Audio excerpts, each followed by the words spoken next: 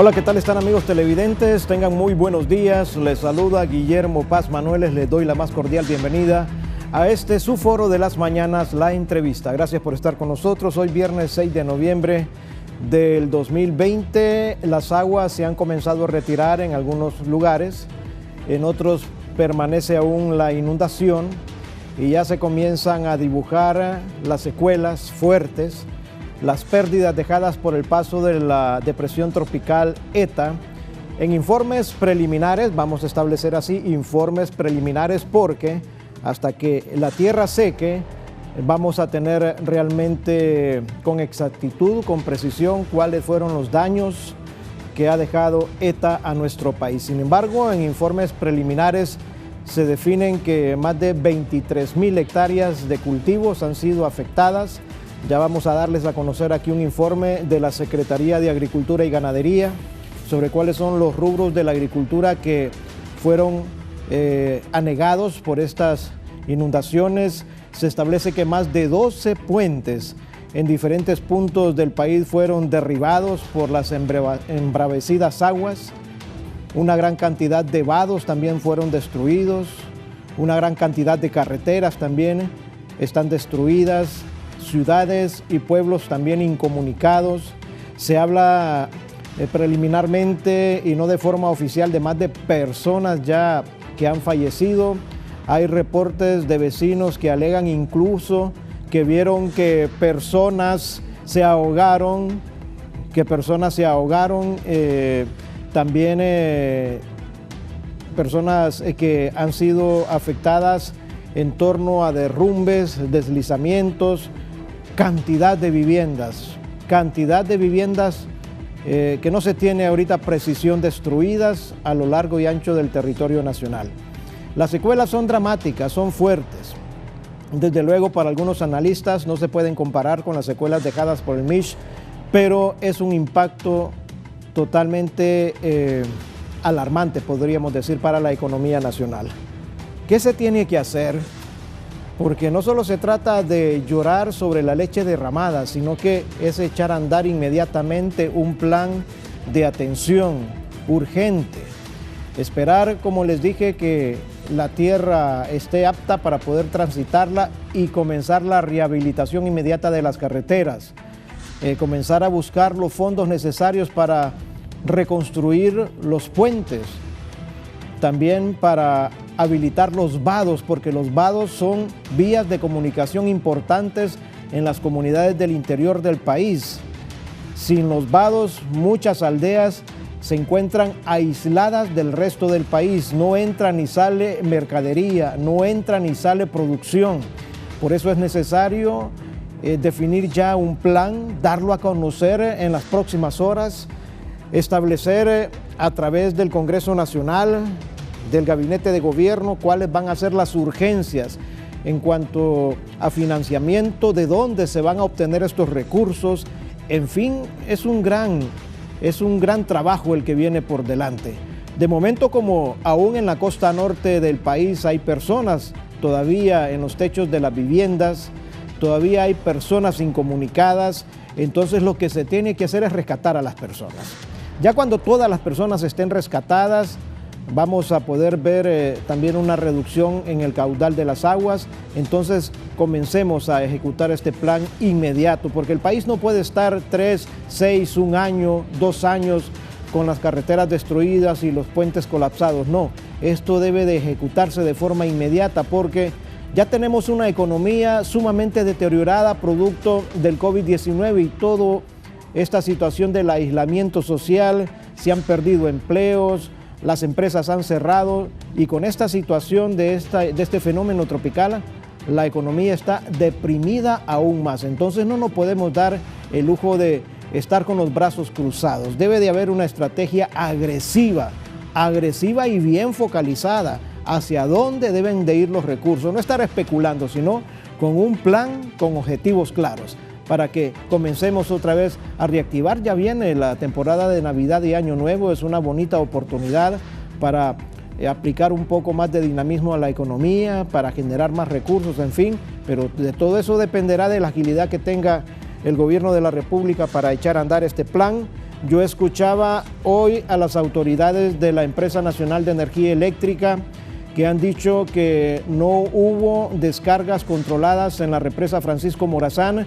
Había un temor bastante extremo en la población de la costa norte del Valle de Sula, particularmente porque decían ahí vienen las descargas, van a abrir el cajón, pero hay una garantía de parte de las autoridades que no hubo necesidad de hacer estas descargas controladas. Aparentemente el cajón no llegó a su nivel de peligro, todavía tenía un espacio ahí y están esperando en el transcurso del día que ya con el cese de las lluvias pues este caudal comience a reducir y así también las aguas corrientes abajo o cortina abajo del cajón también comiencen a presentar una reducción significativa. Muy bien, pero vamos a hablar con distinguidos hondureños, ciudadanos de este país sobre la situación, las pérdidas y qué puede hacer, qué recomendaciones pueden dar ellos al gobierno de la República, a nuestras autoridades, porque este es un esfuerzo conjunto, no solo es del gobierno también, es un esfuerzo que tiene que ser de todos los sectores, empresa privada, medios de comunicación, gobierno de la República, iglesia, sociedad civil, en fin, debe de haber un nudo ahorita social entre todos los hondureños para llevar el beneficio y restablecer lo más pronto la economía de nuestro país. Muy bien, quiero presentarles inicialmente al licenciado Julio Raudales, expresidente del Colegio de Economistas de Honduras, un hombre versado en la materia financiera de nuestro país, catedrático también de la Universidad Nacional Autónoma de Honduras. Licenciado Julio Raudales, buenos días y gracias por acompañarnos esta mañana en el foro La Entrevista. Muy buenos días, Guillermo, y a mis distinguidos compañeros de foro. Es un gusto estar siempre con ustedes acá en Canal 11 y acá estamos a la orden para poder reflexionar y apoyar al pueblo hondureño desde nuestras posibilidades. Muy bien. Héctor Portillo, él es biólogo, un hombre que sabe mucho de esta materia, de cómo debemos de ir restableciendo la situación del medio ambiente en nuestro país. Hay secuelas tremendas para los bosques, para los cultivos, para la fauna, para la flora, en fin. También se deteriora cuando hay impactos tan fuertes como esta depresión tropical. Héctor Portillo, gracias por estar con nosotros esta mañana aquí en el foro La Entrevista. Muchas gracias a Guillermo y los invitados al foro. Pues lamentar lo que ha sucedido en el país y solidarizarnos con nuestros compatriotas y aquí aportar un poquito con el pensamiento científico que podamos ayudar. Muy bien, muchas gracias, Héctor. Nos acompaña también esta mañana el ingeniero William Hall. Él es expresidente de la Cámara Hondureña de la Industria de la Construcción, porque uno de los rubros más afectados, desde luego, además de la producción del agro, es la infraestructura, carreteras, puentes, vados, ya lo dijimos al inicio, y debe de haber aquí en este rubro una estrategia dinámica, agresiva, bien coordinada. Gracias, ingeniero Hall, por estar con nosotros esta mañana aquí en el foro. Muy buenos días, esperando contribuir en su foro y lamentando mucho lo que están viviendo todavía muchísimas familias aquí en el Valle de Sula. Creo que hoy debe ser un día muy importante para rescatar todavía dedicarle muchísimo tiempo, esfuerzo, dinero al rescate de esas familias que ya tienen dos días tal vez en los techos de sus casas y que están esperando el rescate. Muy bien, muchas gracias, ingeniero Hall. También nos acompaña el comisionado Gerson Vázquez Velázquez. Él es el director nacional de Vialidad y Transporte. Comisionado, gracias por estar con nosotros. También la labor titánica de nuestras autoridades de tránsito han tenido que multiplicarse, los hemos visto desde estar dando la vía en los puentes que han sido colapsados, tratar de ordenar el tránsito, el tráfico de los vehículos, y también los hemos visto rescatando en los hombros a niños, en los brazos a adultos, en fin, una labor también bastante importante que han desarrollado ustedes en estas últimas horas. Comisionado, gracias por estar con nosotros. Muchas gracias a ustedes, distinguido amigo, por la invitación y bueno, también un saludo a nuestros panelistas. Creo que lo importante aquí es dar gracias a Dios por que ya está pasando esta pesadilla y que nos permita pues seguir haciendo nuestro trabajo para poder rescatar a todos esos conciudadanos que están necesitando todavía nuestro aporte y nuestro apoyo en diferentes puntos del país. Así que muchas gracias por la invitación y vamos a estar a sus órdenes para poder informar a la comunidad nacional lo que está pasando en nuestro país. Muy bien, muchas gracias, comisionado. Gracias por estar con nosotros. Quiero comenzar con el licenciado Raudales. Licenciado Raudales, el panorama económico que se avisora para los próximos días, semanas, meses, después de esta tremenda situación con el paso de este fenómeno natural.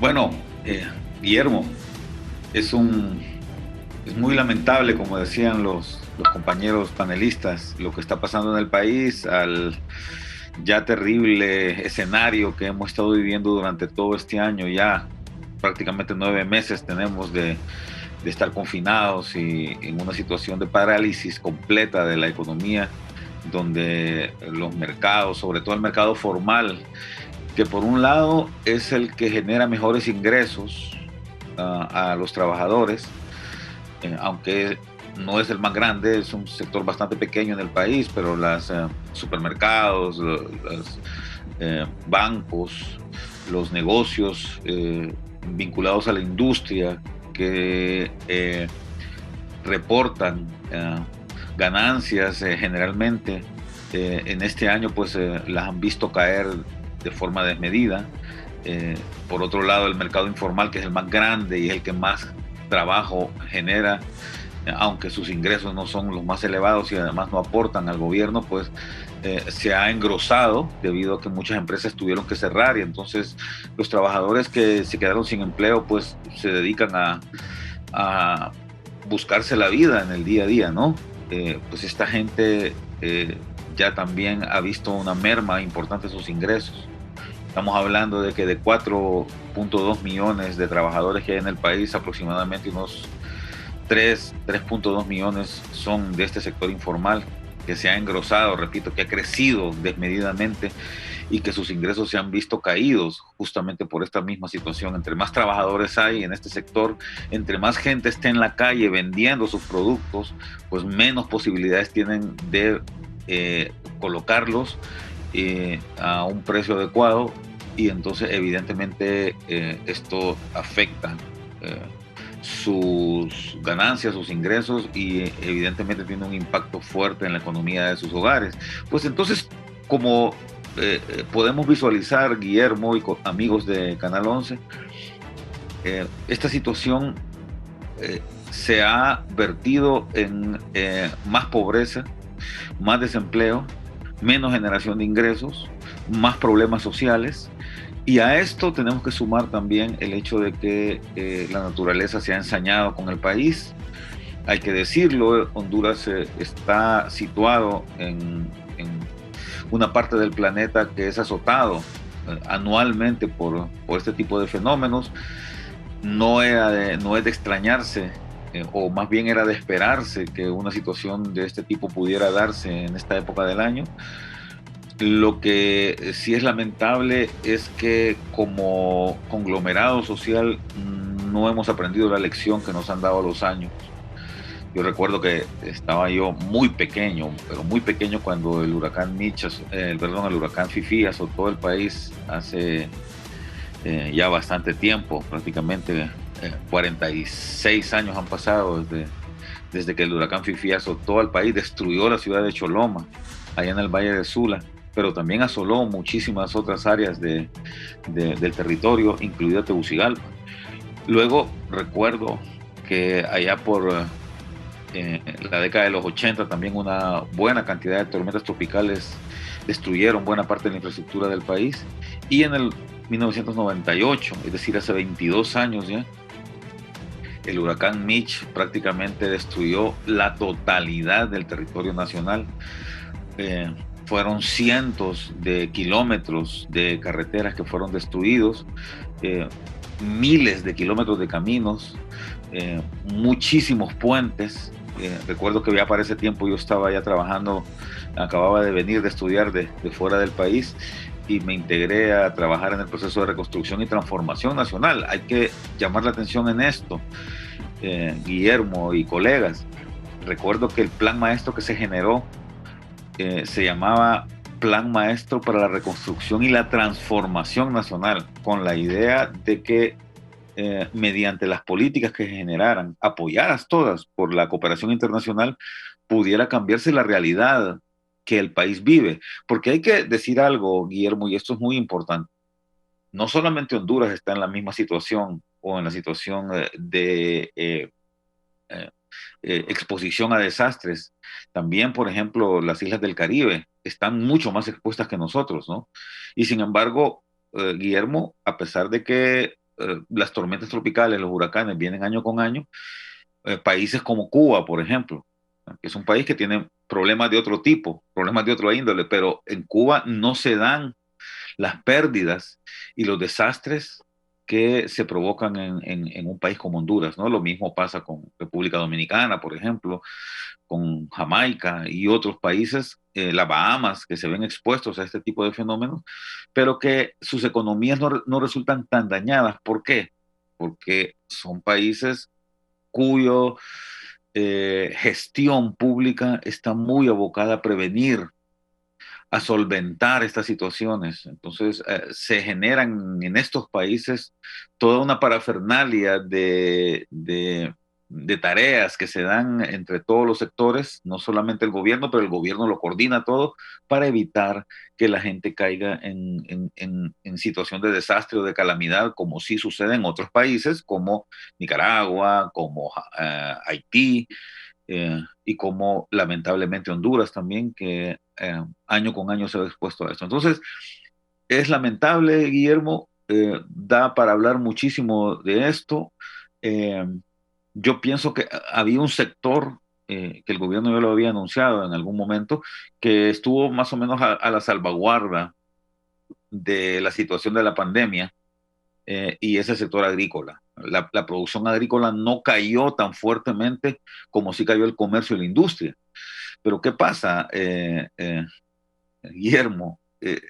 Ahora, con la venida de este huracán, también cae el sector agrícola, el sector alimentario, que ya de por sí es un sector precario en el país, y con esta situación que estamos viviendo, pues se va a ver todavía más afectado, y lo cual nos pone mucho más en peligro. Vamos a, si quieres, más adelante podemos hablar de qué es lo que se puede hacer en términos de política económica para tratar de paliar un poco la situación que estamos viviendo, pero es lamentable que el país no aprende su lección histórica. Hemos vivido desastres muy grandes. Se estableció un plan maestro de reconstrucción y transformación nacional en el año 99, después del huracán Mitch, pero lamentablemente nunca se le dio seguimiento a esto, por más que la cooperación internacional puso dinero, puso recursos, puso know-how. No se le dio el compromiso adecuado durante los últimos 22 años, y bueno, es lamentable que hayamos caído en esta situación. Muy bien, gracias, licenciado Raudales. Ya vamos a tener también la participación del ingeniero Hall, William Hall. Lo que dice el licenciado Raudales es bien cierto. Se había definido ese plan, pero seguimos viendo que no hay un ordenamiento de las tierras, no hay una priorización de las tierras de vocación agrícola, de vocación forestal, y las tierras aptas para la urbanización. ¿Qué estamos viendo? Digamos, en el Valle de Sula, amplio Valle de Sula, que años atrás fueron tierras agrícolas para sembrar guineo, para sembrar caña de azúcar, pero eran vastedades enormes de manzanas cultivadas. Para eso se dedicaba la tierra del Valle de Sula. Yo recuerdo bien joven, cuando nosotros vivíamos en La Lima, hoy está súper anegada La Lima, uno viajaba de La Lima a San Pedro Sula en aquellos buses de la Cati Limitada, una empresa que operaba para ese tiempo en La Lima, y uno salía de La Lima y para llegar a San Pedro costaba una vastedad de tiempo, y a izquierda y derecha lo que uno miraban eran plantaciones enormes de bananos, pero miles de hectáreas cultivadas de banano. Usted no miraba urbanización de La Lima hacia San Pedro, eran tierras para la producción del agro. Hoy váyase usted de La Lima a San Pedro Sula, ya prácticamente es una sola ciudad. Se llenaron de urbanizaciones las tierras que eran para la siembra. ¿Y por qué en aquel entonces las compañías bananeras habían establecido que esas eran tierras para el cultivo de banano? Porque son tierras inundables. Y las tierras inundables no se pueden urbanizar. Yo no sé quién les ha dicho a los urbanizadores que en tierras que son inundables pueden hacer desarrollos urbanísticos. Si usted ve el anuncio de la venta de viviendas en San Pedro Sula, lo primero que va a ver en el rótulo, ni le ponen el precio, dice zona no inundable.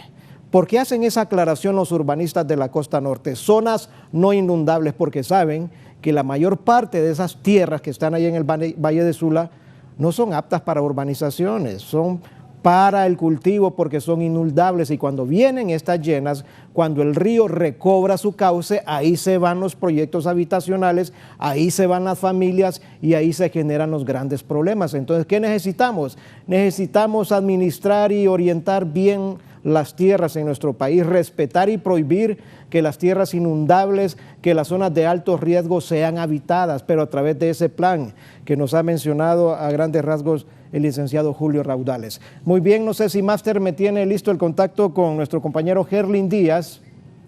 Muy bien, vamos con Gerlin Díaz, ya vamos a ir con el ingeniero William Hall, porque Gerlin, usted nos está detallando que ahí en el sector de La Planeta ya se ha recobrado lastimosamente el cuerpo de una persona, de una señora, de una dama que murió ahogada producto de estas inundaciones. Gerlin, con usted, buenos días, adelante, hasta el sector de Ciudad Planeta en San Pedro Sula.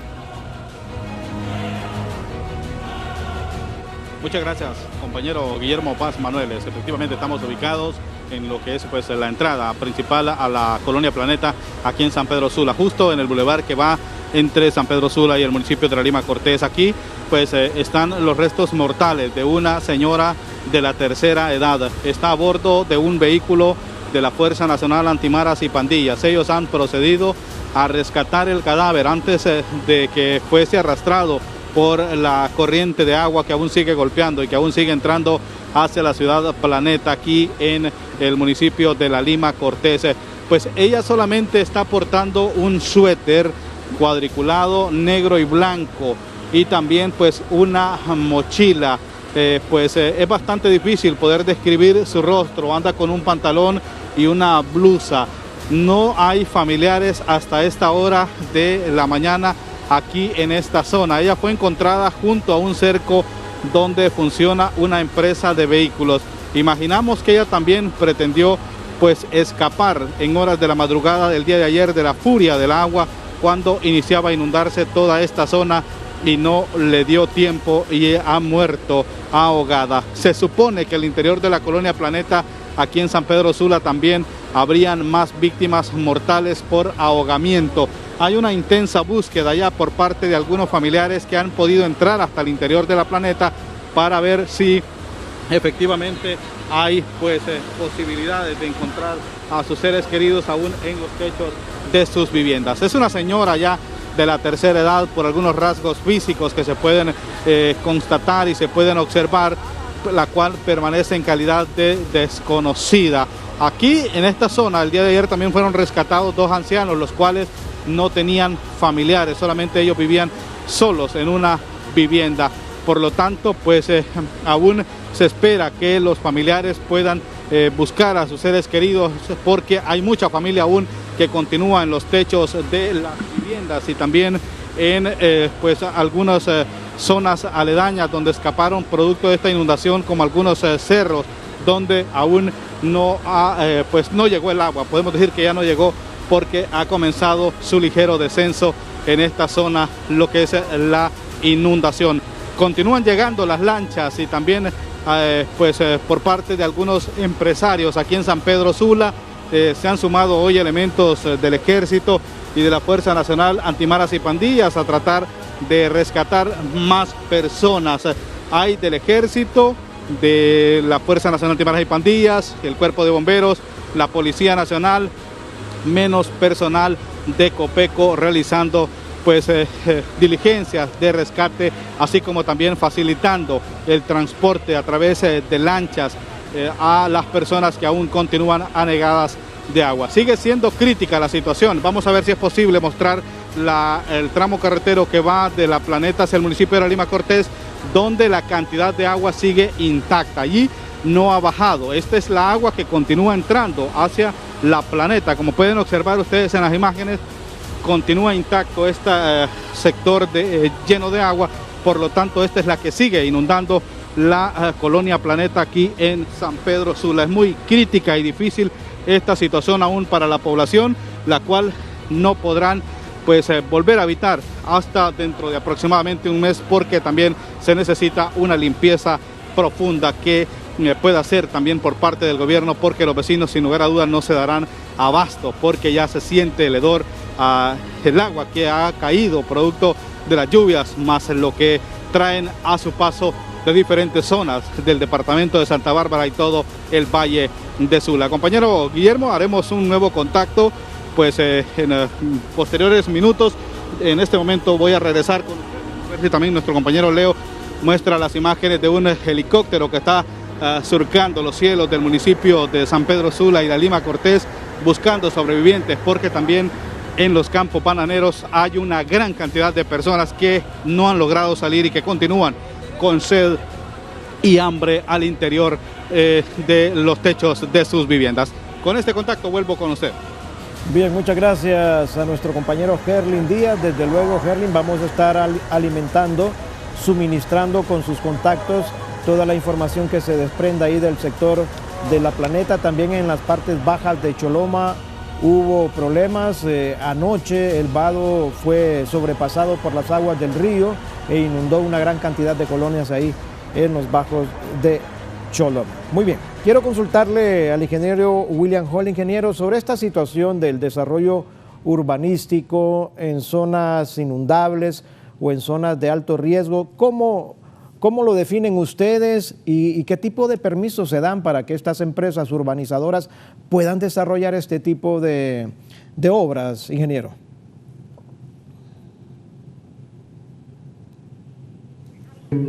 Bueno, mire, yo creo, Guillermo, que primero lo que tenemos que entender es que esas zonas precisamente, o en la Lima precisamente, desde que se construyó el canal Maya y el canal Chotepe se habían dejado de inundar.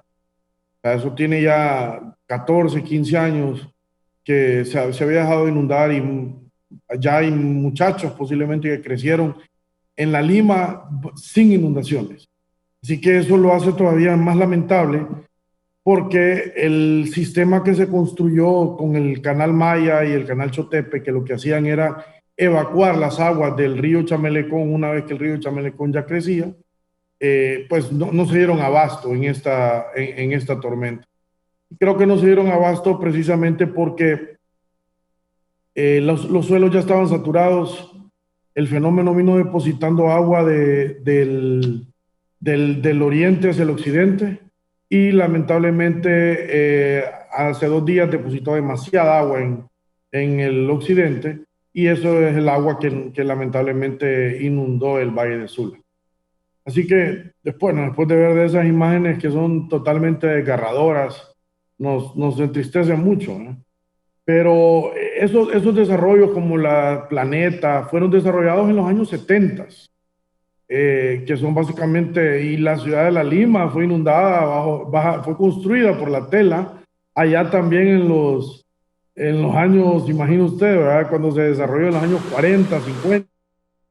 Entonces, yo lo que creo es que son muy escasos los proyectos nuevos que se han desarrollado en las zonas que han sido inundables, y la razón por qué han sido muy escasos es porque los bancos no financian, no necesariamente financian proyectos que son altamente inundables.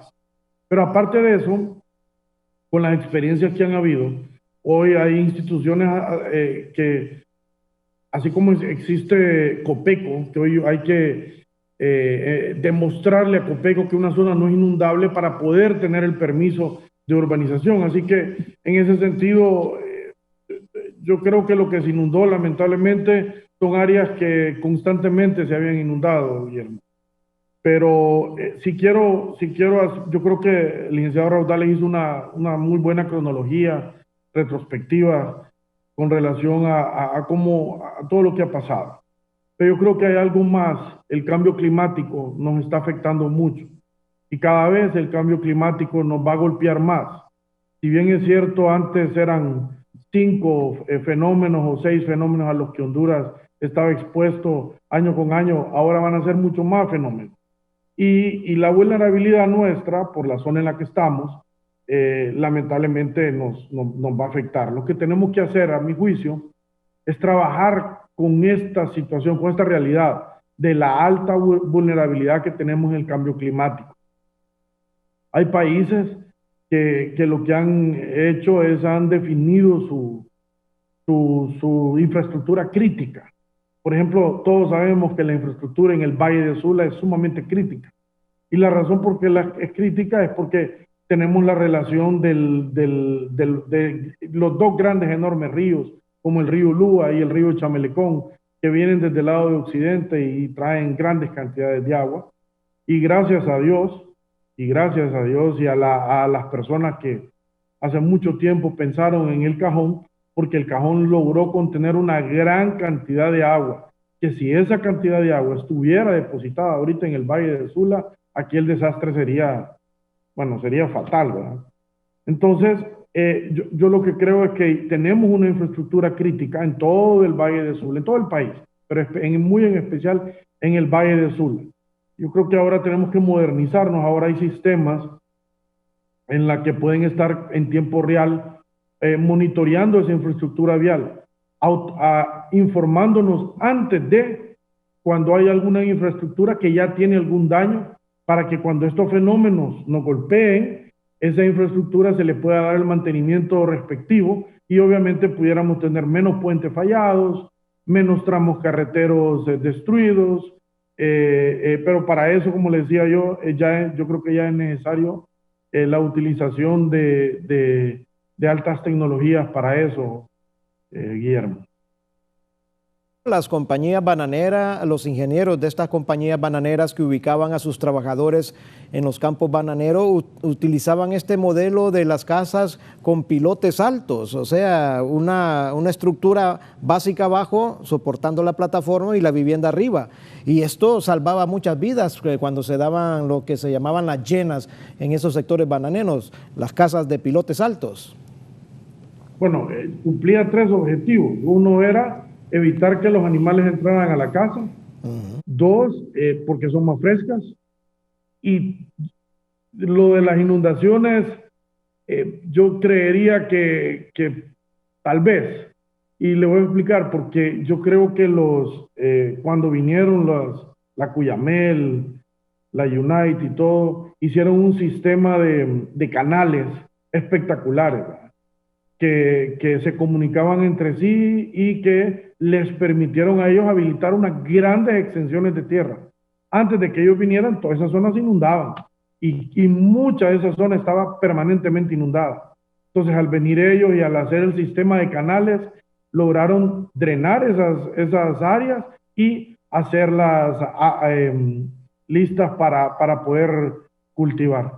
Yo creería que fue por esos dos funciones, por evitar que los animales entraran y también porque son más frescas las casas. Muy bien, muchas gracias, ingeniero William Hall.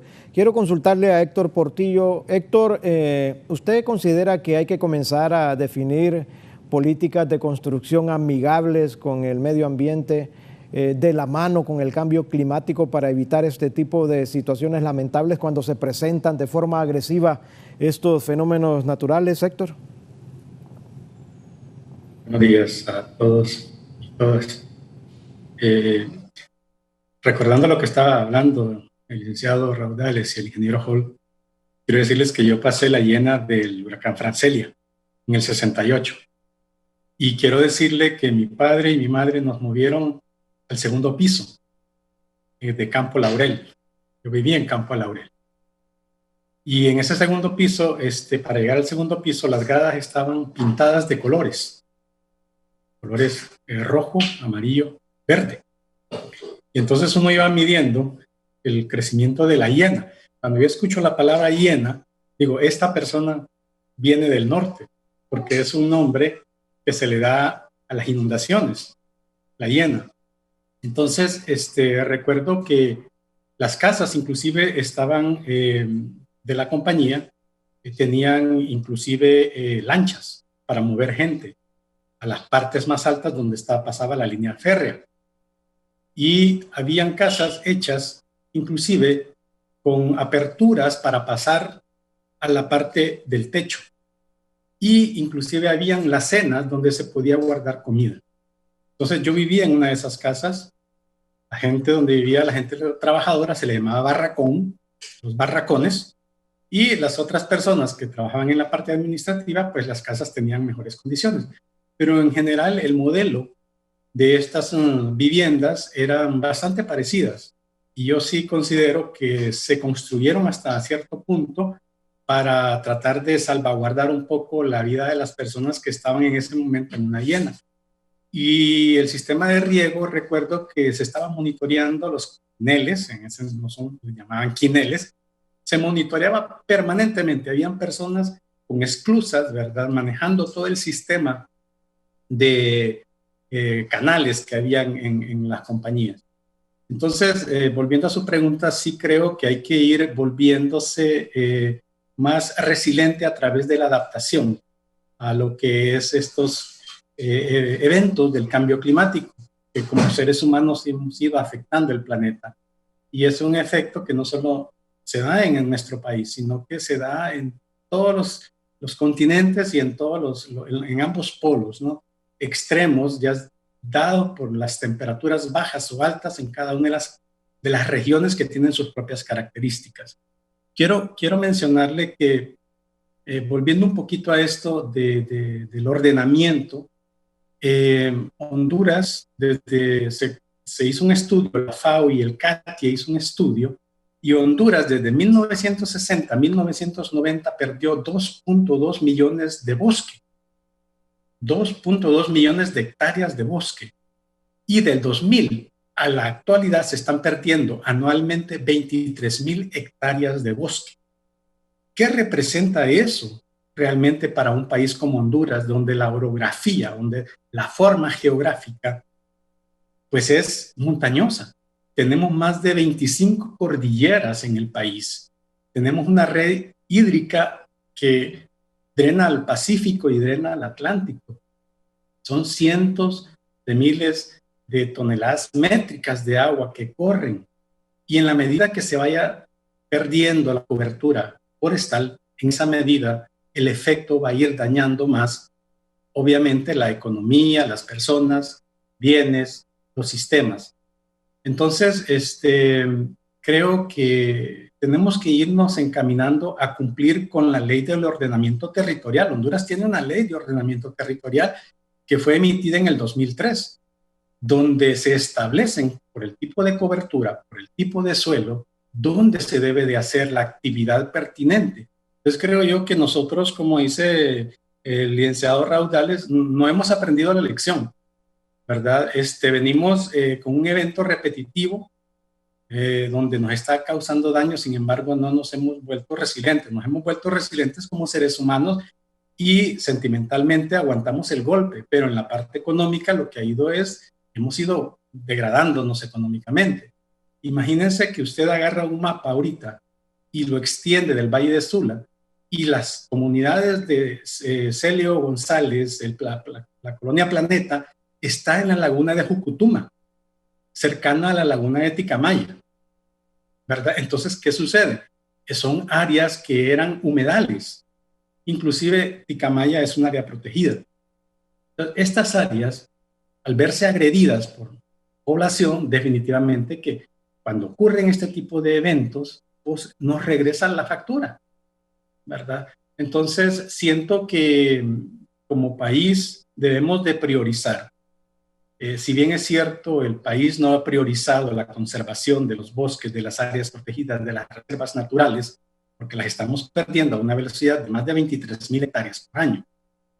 No hemos priorizado, porque lo ven como un romanticismo, y eso ya no es romanticismo. O sea, el cambio climático, la única forma de poder trabajar para mitigar, para adaptarse, para ser resiliente a estos grandes eventos climáticos, es tratar de conservar nuestros bosques, nuestras áreas naturales, y saber convivir con ellas.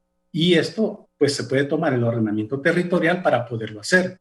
Entonces, yo creo que debemos de ir buscando esa ruta hacia cumplir ese ordenamiento territorial, porque definitivamente esto nos va a seguir afectando. y no es posible, ¿verdad? Que año con año estemos en esa zozobra. Algo muy importante que creo que casi a nadie le gusta tocar este punto y es el crecimiento poblacional. Nosotros estamos creciendo a un ritmo demasiado rápido, muy alto. No tenemos una política de control natal y el control natal es fundamental para hacer una repartición equitativa de bienes y servicios. Entonces, creo que Honduras, un país de casi 9 millones de habitantes, deberíamos de ir pensando también, además de un ordenamiento territorial, un ordenamiento natal, ¿verdad? Es un tema bastante álgido, ¿verdad? Porque implica algunas connotaciones religiosas, perdón, pero definitivamente que el ordenamiento en el país tiene que darse, porque si no, pues vamos a seguir siendo golpeados. Y solo para terminar, hay países como Holanda, que hace más de 20, 30 años hacen casas flotantes en sitios donde las corrientes no son fuertes y donde están áreas de inundación, porque ellos están varios metros bajo el nivel del mar, han edificado y tienen colonias que se sumergen y se mueven con el movimiento del agua. Entonces, tenemos que ir pensando hasta en eso, ¿verdad? En este sistema de construcciones que nos permitan convivir con este tipo de eventos. Y no solo las inundaciones, están los cambios extremos de temperatura en los sitios calientes.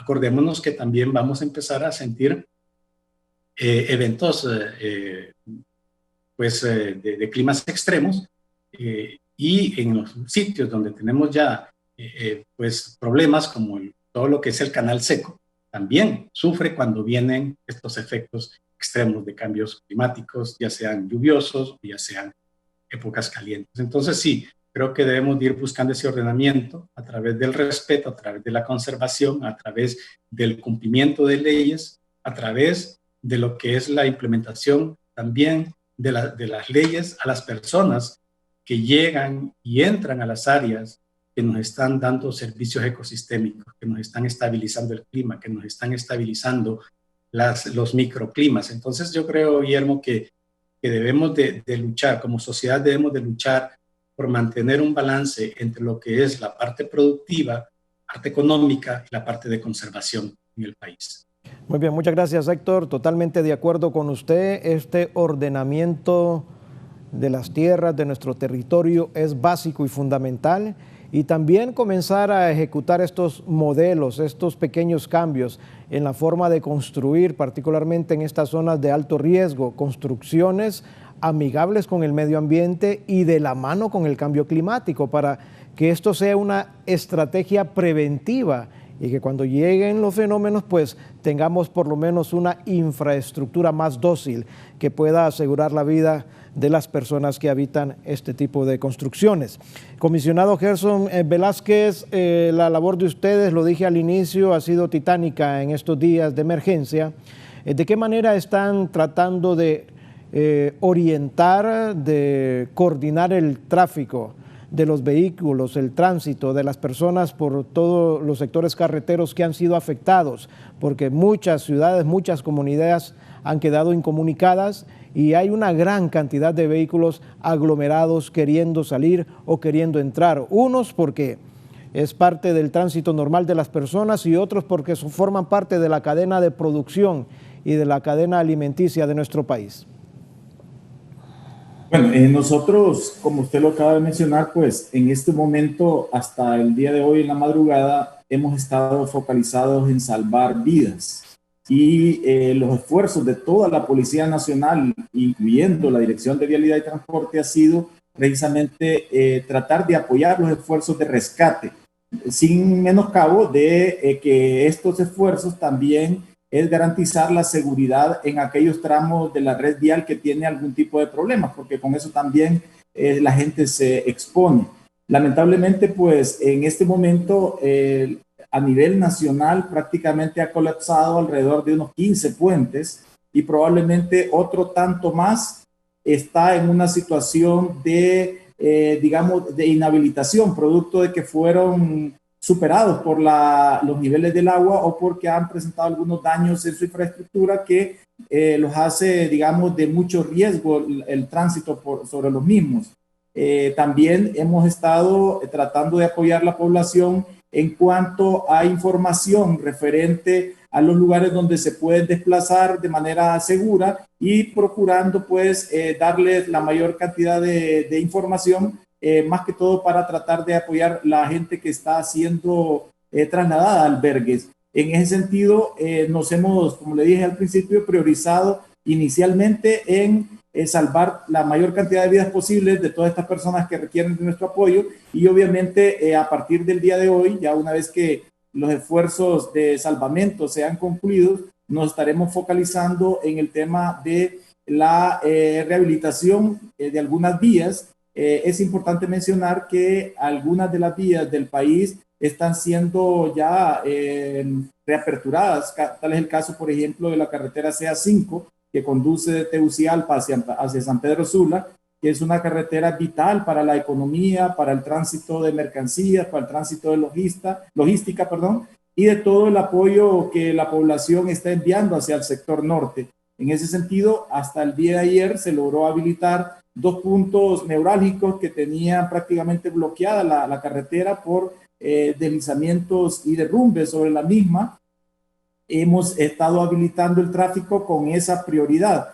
También en la zona de inundaciones, desde Pimienta, Potrerillos y Villanueva, ya una vez que se están bajando los niveles del agua, estamos tratando de informarle a la población de que el tránsito por la zona es, digamos, controlado y debe priorizarse todos aquellos vehículos de emergencia, vehículos que están trasladando algún tipo de apoyo logístico y quizás personas que se dedican al tema de salvamento. En ese sentido, nuestro esfuerzo, como le dije, en estos 2 días atrás, ha estado principalmente en el tema de atención de las víctimas, de personas que han estado lamentablemente en una condición de vulnerabilidad o que de repente pudieron haber perdido sus casas y que no podían salir de las mismas producto de la inundación.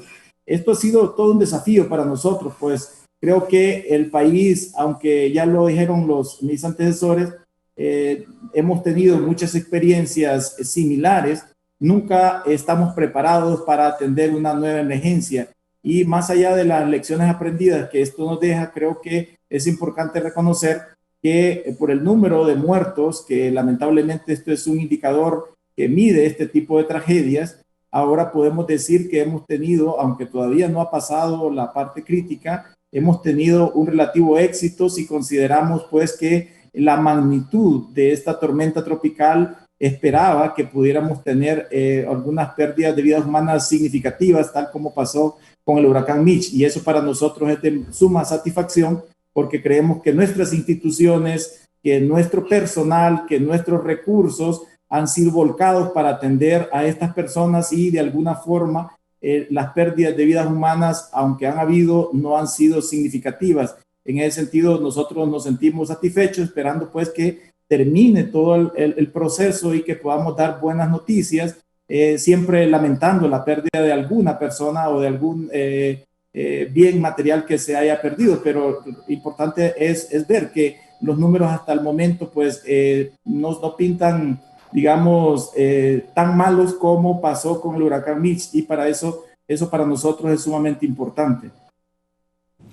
Comisionado, yo estaba viendo, no sé si esta situación se ha repetido en varias ciudades del país, pero quiero que usted me lo confirme. Ayer por la tarde en Choluteca, las autoridades y los agentes de la Dirección de Viabilidad y Transporte estaban preocupados porque dice que habían advertido un peligro con una acción sencilla de parte de la población. Mucha gente que está cruzando los puentes, digamos, en ese caso particular de Choluteca, estaban deteniendo sus vehículos en el mero paso del puente para tomar videos y tomarse selfies sobre las inundaciones y hacer estos reportes que se han vuelto tan populares en las redes sociales, y esto estaba generando demasiada presión de vehículos estacionados en la misma ruta de tránsito del puente del río Choluteca. Entonces los agentes de vialidad y transporte prohibieron esto y estaban asegurándose que el tránsito fuera fluido y que nadie se detuviera en medio del puente a hacer videos ni a tomarse selfies, porque estaban recargando las estructuras metálicas de estos puentes que ya están recibiendo toda la presión por la parte de abajo y que también están siendo afectados porque la gente quiere tomarse selfies y hacer sus videos desde la parte alta de las mismas estructuras. ¿Esto ocurrió en otros lugares o solo fue en Choluteca, comisionado? Sí, efectivamente. Y no solo eso, licenciado, poniéndose en riesgo de muerte ellos mismos.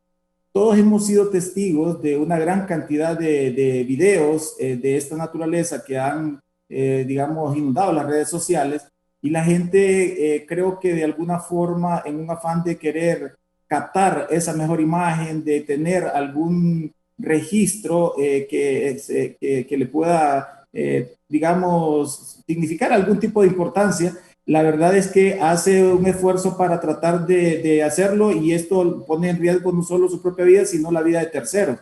En el caso de los puentes, no solamente sobrecargan los puentes, como fue el caso de la ciudad de Choluteca, sino también que se constituyen en bloqueos para la circulación ordinaria de otros vehículos que requieren realmente pasar de manera rápida y segura para tratar de llevar ayuda humanitaria a otros sectores. Ayer, por ejemplo, no sé si ustedes recuerdan el tema de bueno, en San Pedro Sula ocurrió un fenómeno.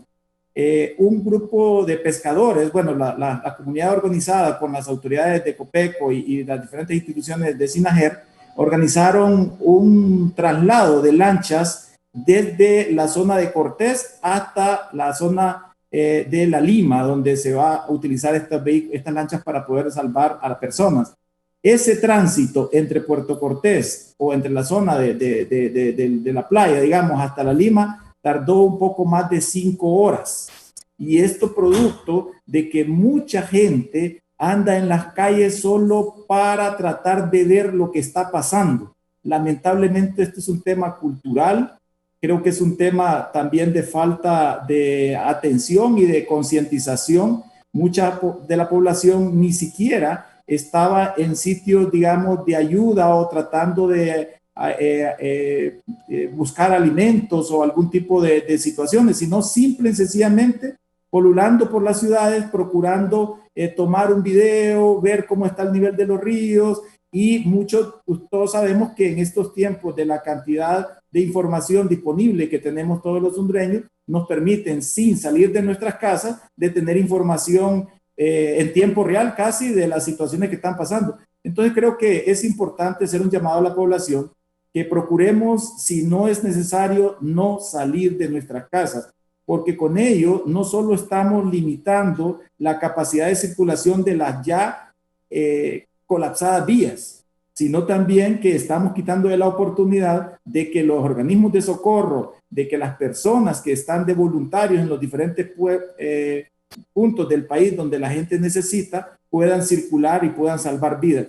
Y yo creo que también la otra reflexión es que con esto de la, digamos, masificación de las redes y de las comunicaciones, esto también tenemos una población muy joven que lamentablemente está muy predispuesta a andar queriendo capturar imágenes, y con esto se han puesto en riesgo innecesario. Ya hay videos donde se evidencia que por querer captar la imagen del río, casi gente pierde la vida cuando estaba en un puente colgante, por ejemplo, en una zona de Olancho. Igualmente en la zona de Ceiba, cuando se estaba prácticamente perdiendo el puente Saupín, varias personas que estaban en sus vehículos ahí a una distancia muy próxima, tuvieron que abandonar los vehículos y salir corriendo. Y esto es lamentable, pero es una situación que día a día se repite, y esperamos pues que los ciudadanos puedan entender que en este momento tenemos que tener la mayor precaución posible, atender los llamados de la autoridad, porque esto es otra cosa. Todo el mundo tiene una justificación para ir o a circular por una vía. Es impresionante la cantidad de excusas que la gente pone para poder ir solamente para quizás pesquisar, y no es el tema. Nosotros estamos conscientes de nuestra labor, estamos tratando de no ser más bien un apoyo para la población, pero trataremos siempre de dar la información necesaria y de restringir la circulación de aquellas personas que anden innecesariamente en estos sitios que, como dije antes, saturan las vías y ponen en riesgo a las personas que más necesitan. Muy bien, muchas gracias, comisionado. Antes de la pausa, quiero darles a conocer aquí un informe de la Secretaría de Agricultura y Ganadería, SAC, sobre las pérdidas en los cultivos. Ya venimos después de la pausa con el licenciado Julio Raudales. Quiero consultarle al licenciado Raudales qué tipo de políticas económicas podríamos implementar en estos momentos para ir recuperando un poquito la economía del país. Muy bien, vamos a darles a conocer detalles de este informe. Dice informe de afectación sobre cultivos de parte de la Secretaría de Agricultura y Ganadería en Atlántida. En Atlántida establece este informe, se han perdido 2.400 manzanas de arroz, 228.000 manzanas de cacao y también 1.400.000 manzanas de rambután, solo en el departamento de Atlántida.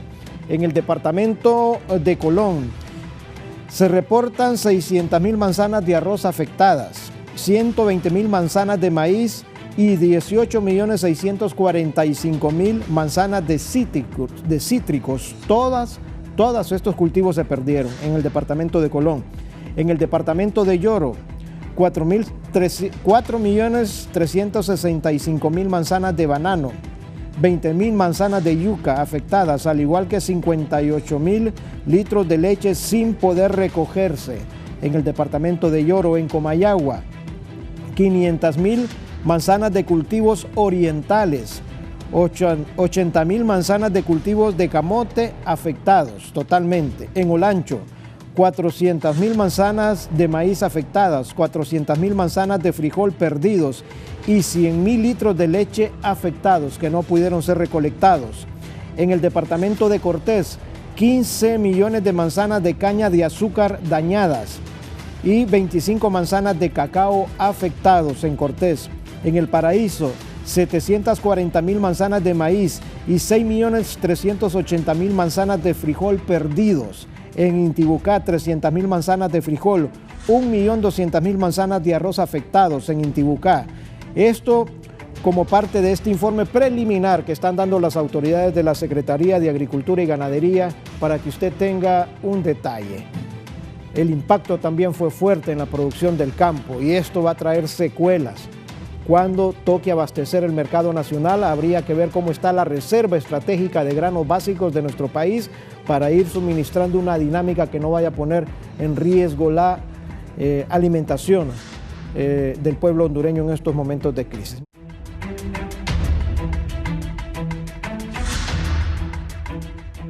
Gracias, amigos televidentes, por continuar con nosotros en el foro La Entrevista, platicando esta mañana con expertos, distinguidos amigos e invitados sobre las pérdidas que ha dejado esta depresión tropical ETA en diferentes rubros de la producción y de la infraestructura de nuestro país. Quiero preguntarle al licenciado Julio Raudales, ¿se pueden cuantificar a estas alturas, el licenciado Raudales, de cuánto estaríamos hablando el impacto en contra de la economía de nuestro país dejadas por estas pérdidas? Y si podemos también detallar qué tipo de acciones sobre políticas económicas para ir implementando e ir mejorando un poco y que vaya dinamizándose también la economía del país. Guillermo, ya tú hiciste un pequeño recuento que me parece un tanto extremo, esos millones de manzanas me parece que probablemente hay que revisarlo, ¿no? Porque si bien es cierto, se han sumado muchísimas pérdidas. Evidentemente el territorio nacional no ajustaría para sumar toda esa cantidad de manzanas que estableciste ahora como pérdidas. Honduras tiene aproximadamente 1 millón de hectáreas aptas para cultivo y 4 o como 5 millones de hectáreas aptas para cultivo o más bien para desarrollo forestal. Lo que nos hace ver que, si bien es cierto, Honduras es preeminentemente forestal su territorio, también hay suficiente tierra para que podamos ser autosostenibles en temas de producción agrícola y también seguridad alimentaria, ¿no? Pero, a ver, Es muy difícil cuantificar en este momento el tamaño de la pérdida. Yo recuerdo que para el huracán Mitch, como te digo, yo acababa de venir de estudiar del extranjero y me integré al equipo que elaboró el Plan Maestro de Reconstrucción y Transformación Nacional en aquel momento, ya en el 99. Vino un team del Banco Interamericano de Desarrollo y de la CEPAL a cuantificar las pérdidas que en aquel momento, con el huracán Mitch, en términos de infraestructura y también de producción agrícola, industrial y comercial, sumaron como 5.000 millones de dólares, ¿no? Eso es lo que estableció el informe de la CEPAL y lo que fue incluido en el Plan Maestro de Reconstrucción y Transformación Nacional, que fue presentado en el mes de mayo en Estocolmo y que dio origen entonces a toda esta parafernalia de cooperación internacional que vino después del huracán. Es complicado contabilizar esto. Me imagino que ya los organismos gubernamentales están trabajando en ello. Creo que el Banco Central va a tener que hacer una revisión nueva al programa monetario que aprobaron en febrero. Lo aprobaron en febrero y tuvieron que revisarlo en marzo como una primera aproximación de las pérdidas en producción que podían haber por el hecho de que estábamos ya en pandemia en ese mes. Luego en julio tuvieron que revisarlo nuevamente a la baja. Recuerdo que para el mes de julio, para el mes de marzo el gobierno decía que probablemente la caída en la economía iba a ser de aproximadamente un 2%. Hay que recordar que en febrero, en el programa monetario original, el Banco Central dijo que el crecimiento del PIB iba a ser de 2.7%, ya inferior al de los años anteriores, ¿no? El crecimiento. Como te digo, en el mes de marzo se estableció que ya no íbamos a crecer, sino que más bien la economía iba a caer en un 2%. Pero ya para el mes de julio, en la nueva revisión que hizo el programa monetario, se establecía que la caída en la economía iba a ser de entre 6 y 8%. Una caída histórica. La caída más alta que ha tenido la producción nacional en su historia se dio cuando en el 2009, como consecuencia del golpe de Estado, fue de 2.4%. 2.4%. Ya el gobierno estableció, el Banco Central, mejor dicho, estableció una caída entre 6 y 8% que nunca en la historia se había dado. Cuando el huracán Mitch, la caída fue de 1.9%. Y cuando en el 94 tuvimos una crisis eléctrica que nos llevó a tener 17 horas de apagones, incluso en promedio, durante varios meses desde el año 94, la caída fue de 1.4%. O sea, nunca en la historia se había dado una proyección tan tenebrosa de contracción económica como la de este año.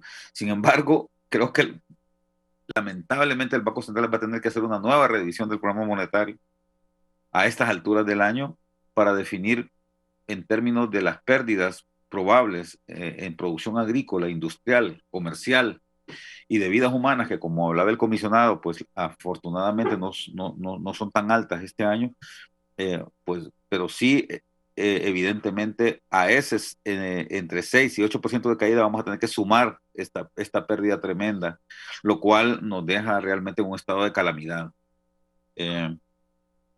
Como bien decía don Héctor, me parece que hizo una excelente radiografía de lo que ha estado pasando en el país y lo que se ha hecho en términos de política. A ese Plan Maestro de Reconstrucción y Transformación Nacional del 99 hay que sumarle que en el 2003, como bien decía él, se aprobó la Ley de Ordenamiento Territorial, una ley crucial, importantísima para este país que lamentablemente se ha engavetado.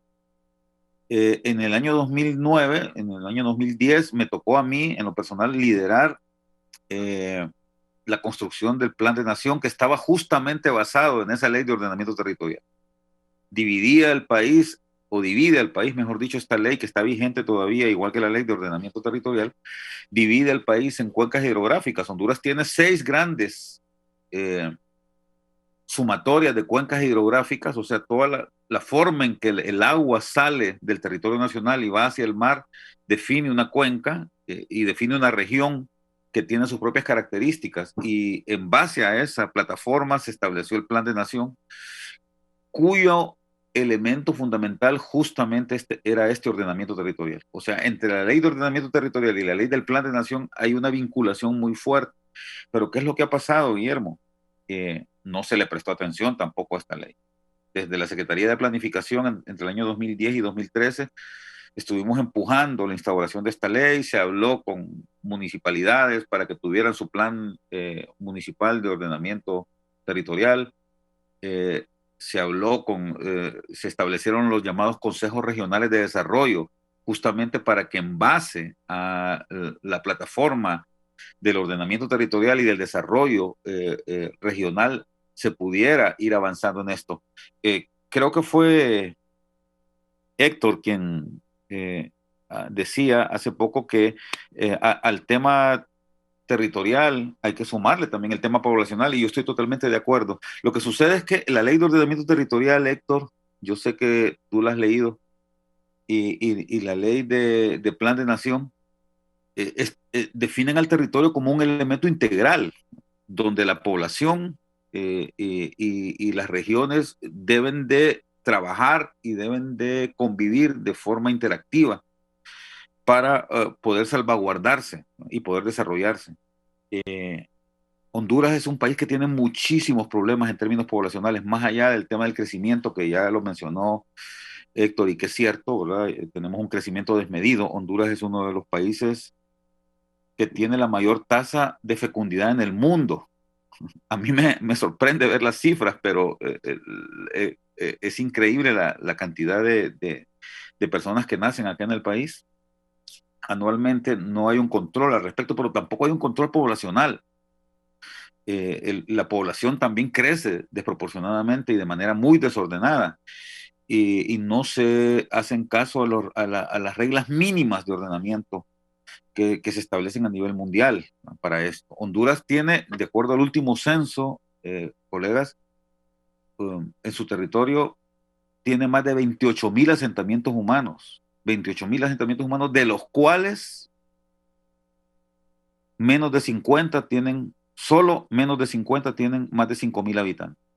Es decir, los asentamientos humanos están muy digregados en el territorio, lo cual hace inviable la construcción de vías de comunicación adecuada, de dotación de infraestructura adecuada. Todavía hay un 20% de hogares acá en el país, sobre todo en la zona rural, que no tienen ni siquiera acceso a energía eléctrica. Es decir, en el país hay un 20%, casi 1 millón de personas que no tienen acceso a una tecnología del siglo XIX, Guillermo.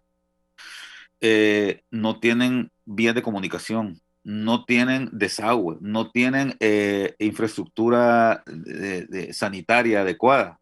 Entonces, cuando uno se pregunta por qué en el país hay tanta pobreza, tanta desigualdad y tanta miseria, evidentemente obedece a la falta histórica de una política de población adecuada. Hay una ley de ordenamiento territorial muy buena, de las más modernas del mundo, pero que no se cumple. Hay una ley de plan de nación con una visión de 28 años que se tiró al tiesto de la basura en el año 2014. Prácticamente el gobierno que tomó posesión en el 2014 la tiró a la basura y dijo: no seguimos con esto.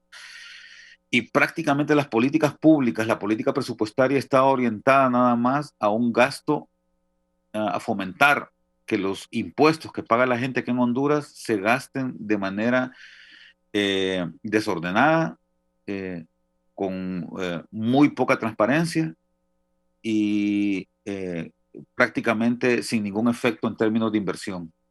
Por eso es que, como bien decía el ingeniero Hall, de muy poco sirve que se establezcan normas adecuadas para la construcción y para el ordenamiento si no se le está dando la seriedad adecuada, la seriedad que se le debe de otorgar a estos procesos. Entonces, mira, tú me preguntaste, Guillermo, que qué políticas podríamos aplicar ahora. Yo sé que en este momento estamos en emergencia, y cuando yo escucho al comisionado, yo digo, me da tanto pesar ver a la policía y a las autoridades luchando contra una cultura que se ha establecido aquí en el país de desorden, ¿no?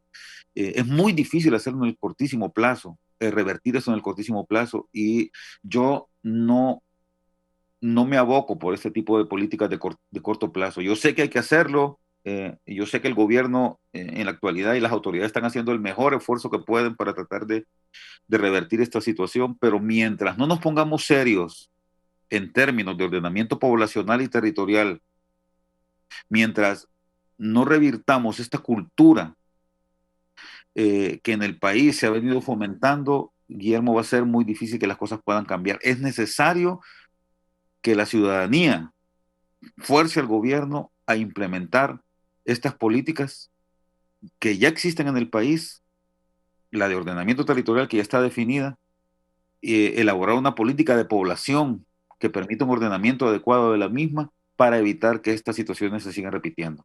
Muy bien, muy bien. Muchas gracias, licenciado Julio Raudales. Tenemos a través de la vía telefónica en este momento al ingeniero Mauricio Guevara.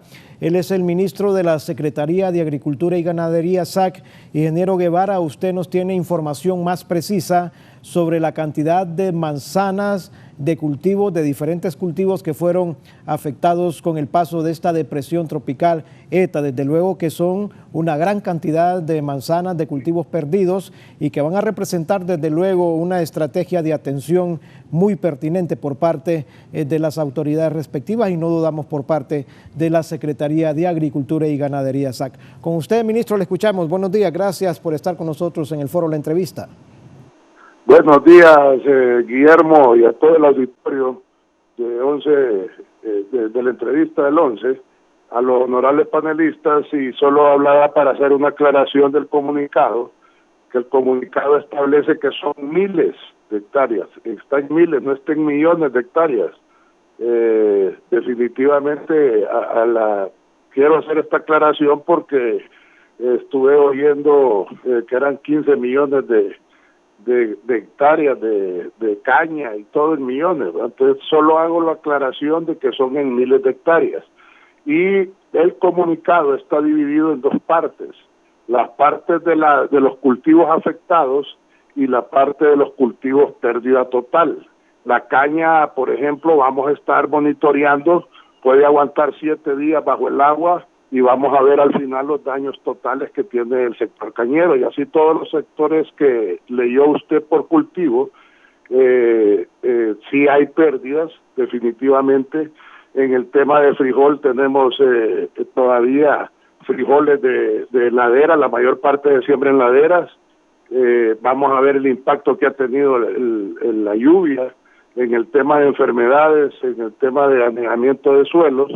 En el tema de cítricos, por ejemplo, la planta aguanta también varios días encharcado, digámoslo, y estamos esperando que bajen los niveles para ya dar una información final de las pérdidas totales. Solo quería hacer la aclaración que no son millones de manzanas, la lectura que le dieron al comunicado son en miles de manzanas. Ahora, ingeniero, aprovechando su comunicación con nosotros, estas pérdidas que se están estableciendo, como usted lo dice, de manera previa, ¿podrían impactar en la seguridad alimentaria de la población y cómo se está blindando o cómo se garantiza la reserva estratégica de los granos básicos, que también es un rubro muy importante para mantener la tranquilidad en cuanto a la alimentación y el suministro de los granos básicos a nivel nacional? Sí, recuerde que en el tema de maíz, el 80% de la siembra de maíz se hace en la época de primera, que le llamamos las lluvias de primera. Ya prácticamente estaba cosechado todo el maíz, entregado a la industria de las harinas, y obviamente hay pérdidas en el tema de los bajíos, en el tema de autoconsumo.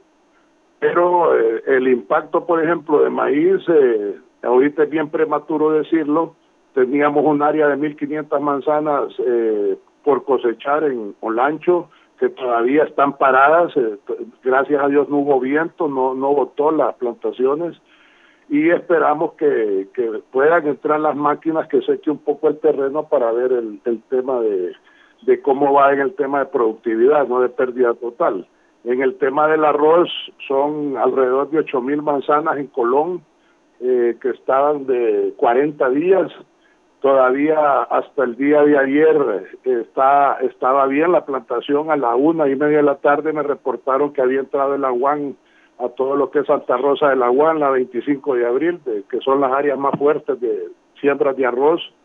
Entró el aguán, esperamos que vaya bajando los niveles del aguán y vamos a analizar el impacto de, como le digo, de productividad.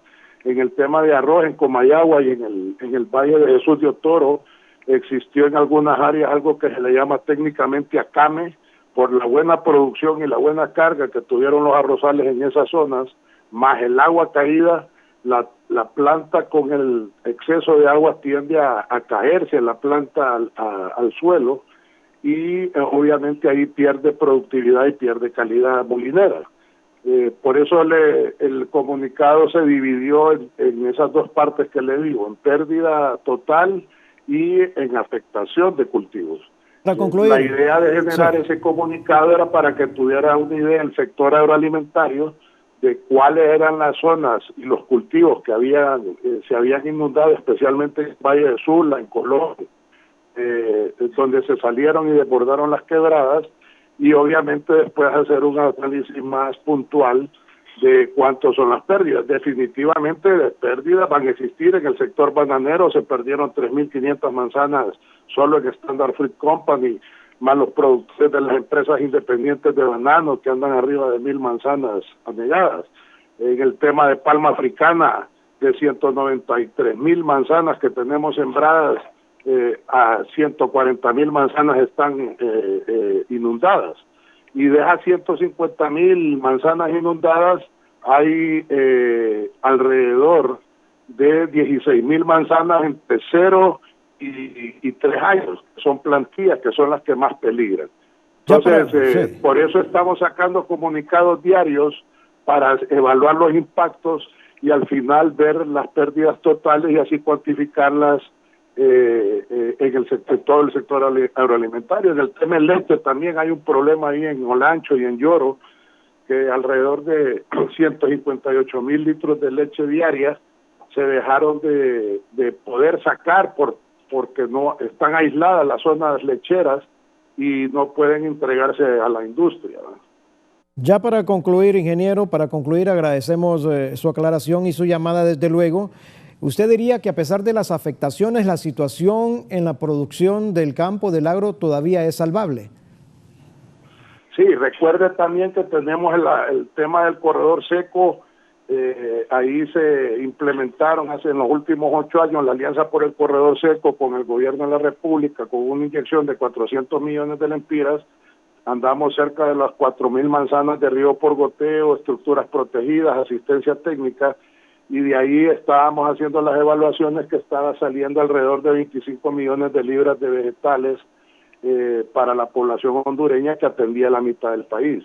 Esas zonas, recuerde que son zonas altas, el impacto no va a ser tan fuerte, en cuanto a perder infraestructura o activos productivos.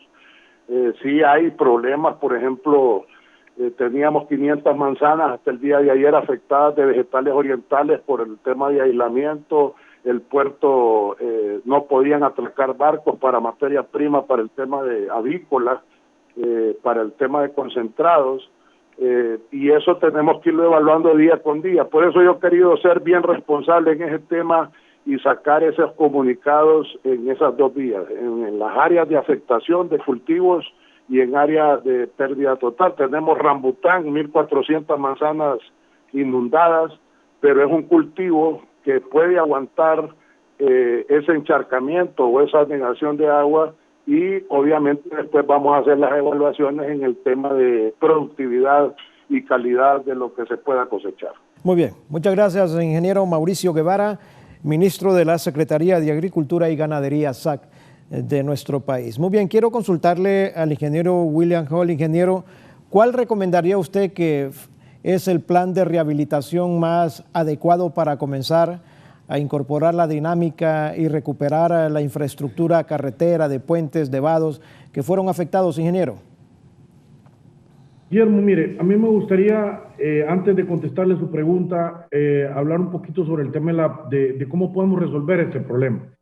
Yo creo que ya se han hecho suficientes estudios, análisis, maneras de cómo enfrentarlo, ya existe. Y realmente lo que nos afecta a nosotros en el valle y que constantemente nos va a ir afectando más precisamente por el cambio climático, es precisamente que no tenemos un control de inundaciones sobre el río Chamelecón y sobre el río Lúa, que son los que vienen y nos inundan el valle. Indiscutiblemente, aguas arriba, en este caso hacia occidente, el desarrollo pues ha traído escombros, ha traído algunas situaciones que definitivamente vienen a pegar y afectarnos a nosotros en el valle. Entonces, yo sí creo que ya no podemos seguir posponiendo la solución al gran problema del Valle de Sula, que como todos hemos dicho es el valle más productivo, más rico del país. Y aquí lo que se necesita son represas que controlen las inundaciones tanto en el Ulúa como en Chamelecón. Obviamente son represas multipropósito que generan energía y que también ayudan a resolver el problema del agua potable en la región. Pero yo creo que el impacto mayor es el control de inundaciones. Solo imaginémonos qué nos hubiera pasado a nosotros si el agua del Cajón estuviera ahorita depositada en el Valle de Sula. Dios no lo permita, esto hubiera sido algo grave. Entonces, yo creo que entiendo el tema de las políticas y entiendo todo esto, pero ya es un tema de manos a la obra, ya hay suficientes estudios, es un tema de resolver el problema. Yo creo que el gobierno aquí va a tener que trabajar de la mano con la empresa privada para buscarle una solución definitiva al problema. Si nosotros construimos represas para controlar las inundaciones, aguas arriba del Chamelecón, aguas arriba del río Lúa, les aseguro que ahorita nosotros tuviéramos controlado las aguas en estas represas y ahorita que dejó de llover estaríamos empezando a descargar controladas, con descargas controladas, tal y como lo está haciendo el Cajón. Mire, el Cajón aguantó todavía, no iniciaron las descargas. Entonces yo creo que esa es la gran solución, Guillermo. Yo creo que ahí es donde ya tenemos que invertir, ya no tenemos que poner, esto no lo vamos a resolver con más estudios y más cosas, sino que ponernos a trabajar ahí. Y yo creo que la empresa privada, ya después de tantos años y tantas inundaciones que hemos tenido, hemos aprendido la lección y tenemos que participar en la gran solución. Con relación a su pregunta, bueno, mire, yo recuerdo muy bien el Mitch, nosotros tuvimos un rol importante para la rehabilitación en el Mitch. Yo creo que las etapas la primera etapa es rehabilitar. ¿A qué le llamamos rehabilitar? Es rehabilitar el paso, ayudar la conectividad, de tal manera que todas las zonas del país puedan tener combustible y comestibles que puedan transitar, ya sea de un lado a las comunidades como de las comunidades hacia el otro lado. Y eso son pasos provisionales, conectividades a través de los lechos de los ríos, de cualquier manera tratar de volver a sostener la conectividad. Recuerde que lo importante de mantener la conectividad es que las carreteras es como las venas dentro del cuerpo humano. En la medida que tenemos abierto, existe esa alimentación de lo básico, para que las comunidades también no vayan a entrar en histeria. Entonces yo creo que la primera etapa es precisamente la rehabilitación, de tal manera que haya conectividad retornar la conectividad con pasos provisionales o como sea posible, pero conectar. Después viene entonces ya la reconstrucción. La rehabilitación tiene un costo relativamente barato, voy a decir, y ya la reconstrucción ya requiere mucho mayor inversión. Las estructuras de los puentes, estoy seguro que usted puede ver que físicamente falló una parte del puente, pero puede ser que las otras áreas del puente también se vean seriamente afectadas, pero que físicamente al ojo todavía no se detecten. Entonces hay que hacer todos los estudios respectivos para poderlas poner a punto otra vez los puentes. A mí sí me parece que debemos de participar más, invertir más en los mantenimientos preventivos, especialmente en lo que llamábamos al principio la infraestructura crítica del Valle de Sula y realmente la infraestructura crítica de todo el país.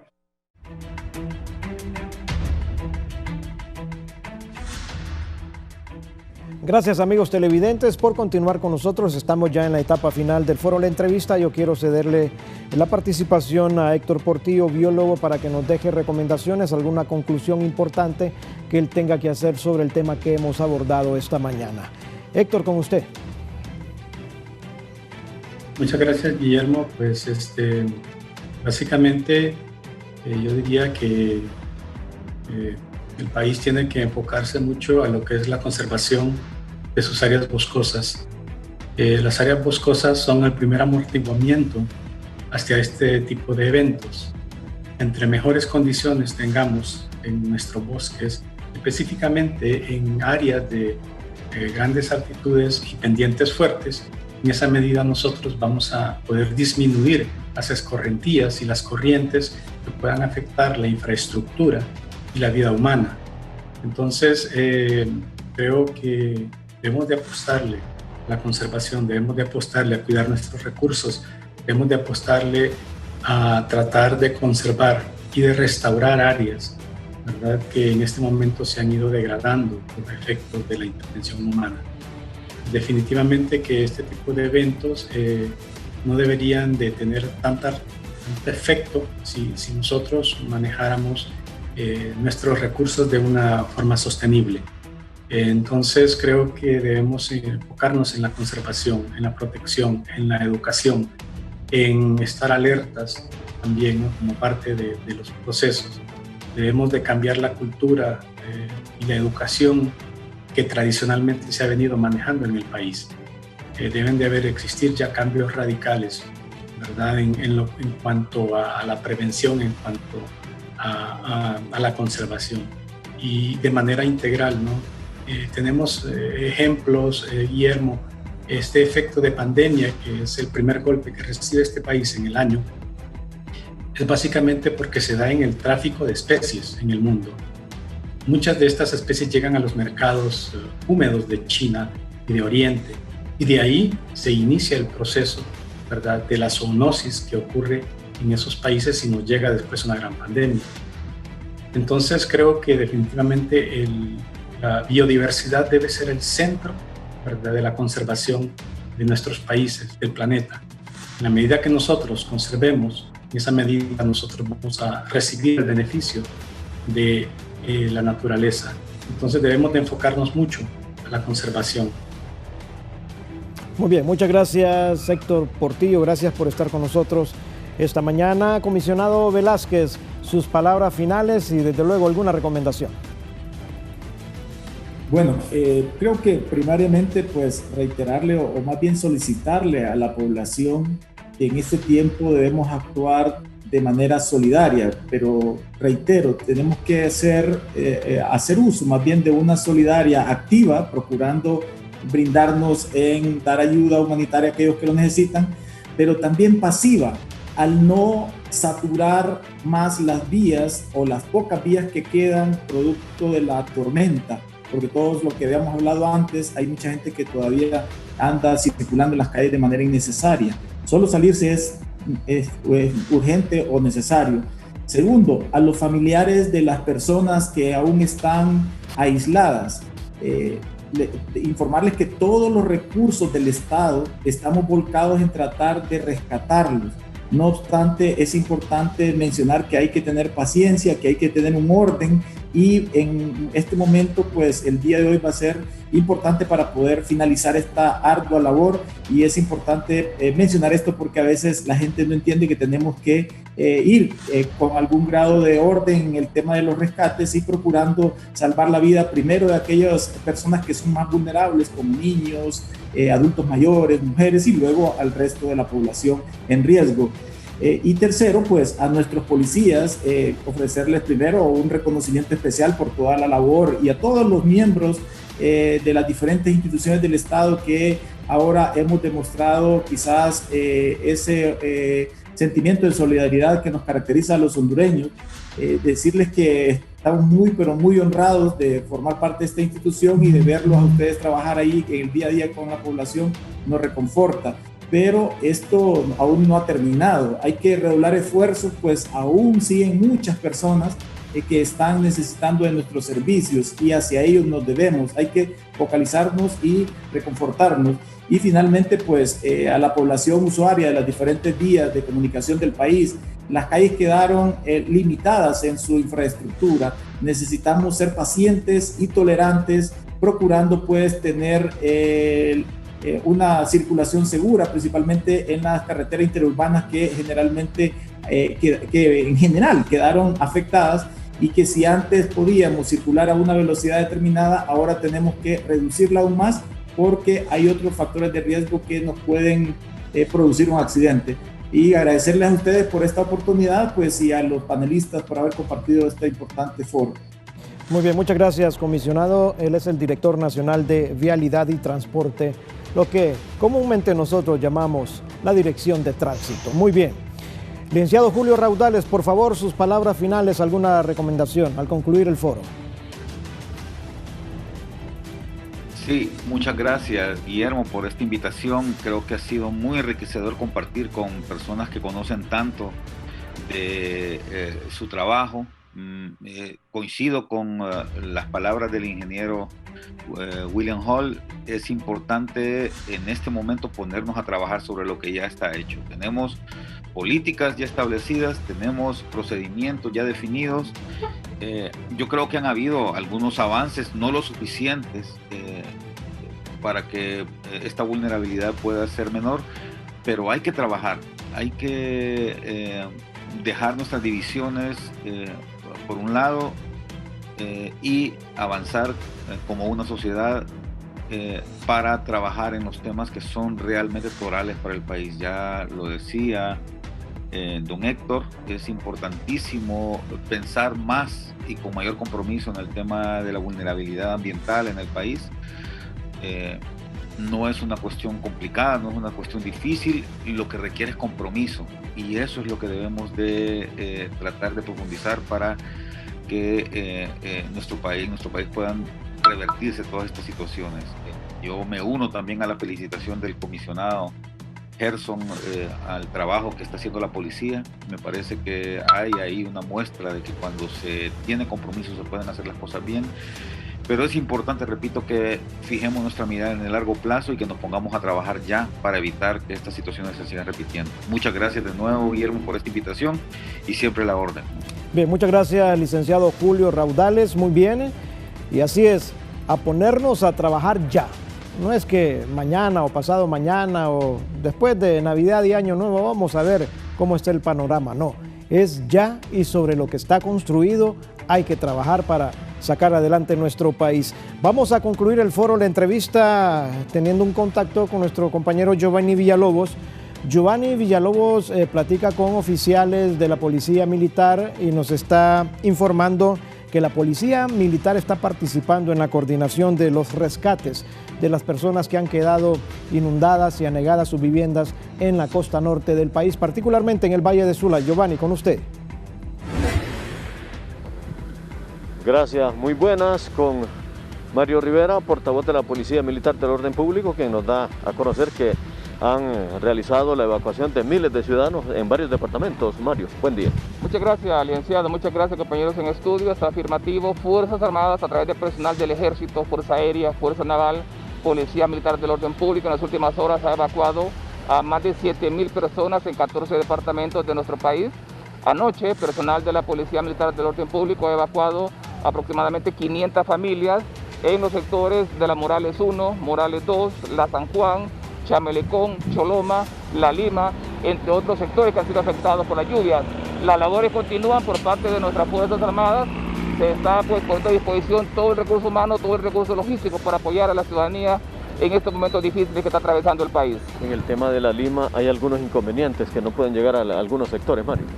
Así es, sin embargo se están buscando todos los medios posibles para poder llegar, para que nuestro personal pueda realizar labores de rescate, labores de evacuación. Se está contando también con varios helicópteros de la Fuerza Aérea Hondureña para poder realizar esta labor específicamente en el sector de La Lima. Ahora, el llamado a las personas que van a ser rescatadas para que no entren en pánico, porque se puede generar más bien un problema al querer ingresar a las unidades la cantidad incontable de personas. Sí, a la población pues le recomendamos mantener la calma, los cuerpos de seguridad, cuerpos de socorro, estamos presentes en la zona, se está empleando lo que son lanchas, helicópteros y otro tipo de recursos para poder rescatar a estas personas que han quedado atrapadas en sus viviendas. ¿Los departamentos más afectados? Bien, como le mencionaba anteriormente, licenciado, Fuerzas Armadas está trabajando incansablemente en 14 departamentos de nuestro país, podemos mencionar entre otros, aquí en el sector de Francisco Morazán, en Santa Bárbara, Cortés, Lloro, Colón, Atlántida, gracias a Dios, Olancho, Copán, entre otros. Gracias a Mario Rivera, portavoz de la Policía Militar del Orden Público, dando a conocer sobre los miles de evacuados que llevan hasta el momento en 14 departamentos del país. Con este informe retorno con ustedes. Muy buenas. Bien, muchas gracias a nuestro compañero Giovanni Villalobos por ese reporte. Muy bien, llegamos al final del foro, la entrevista. A trabajar, por favor. No lloremos sobre la leche derramada. Dios ha sido bueno con Honduras. La depresión se fue, no estuvo mucho tiempo en el país, gracias a Dios. No entró como un huracán categoría 4, no nos imaginamos lo que pudo haber pasado si así hubiese sido un huracán categoría 4. Se degradó en Nicaragua, entró como tormenta tropical, posteriormente avanzó como una depresión tropical, dejó bastante lluvia, sí, esto fue lo que saturó las montañas, las laderas, los ríos y las quebradas, pero Dios ha sido bueno con nosotros. Así que por favor, sigamos adelante, hay que ejecutar este plan de atención de forma inmediata, no esperar un día más, 2 semanas más, un mes más, 3 meses más, es de hacerlo ya. También reconocer la labor de los vecinos en todas estas comunidades. Qué bonito es ver a las personas participando solidariamente con sus vecinos, colaborando, llevando víveres, llevando lanchas, sacando a la gente, de eso se trata. Ese es el cariño que debemos tener como hondureños, como hermanos de esta patria. Así que, por favor, estemos pendientes de las informaciones. Todavía la emergencia persiste, en la costa norte sigue este problema de las inundaciones y hay que estar bien informado. Así que, con permiso y que estén bien. Nos veremos pronto.